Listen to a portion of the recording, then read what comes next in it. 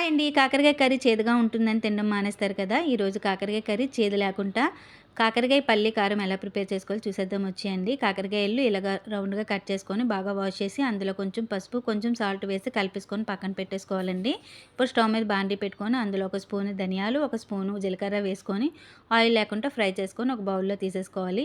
అదే బాండీని స్టవ్ మీద పెట్టుకొని కొంచెం ఆయిల్ వేసి అందులో ఒక 15 ఎండుమిరపకాయలు అయితే ఫ్రై చేసుకొని ఒక బౌల్‌లో తీసుకోవాలి. తర్వాత ఒక చిన్న కప్పుతో పల్లీలు కూడా వేసుకొని ఫ్రై చేసుకొని తీసేసుకోవాలండి.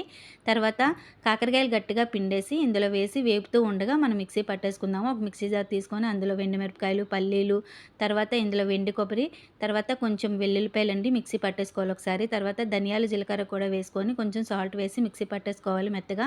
ఇప్పుడు ఆ పౌడర్‌ని ఇందులో వేసేసుకోవాలండి. సాల్ట్ చూసుకొని వేసుకోండి.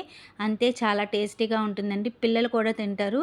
నిజంగా చెప్తున్నాను, చాలా అంటే చాలా బావుంటుందండి. మీరు కామెంట్ కూడా చేయండి ఒకసారి ట్రై చేసిన తర్వాత. ఈ వీడియో నచ్చితే లైక్ చేయండి.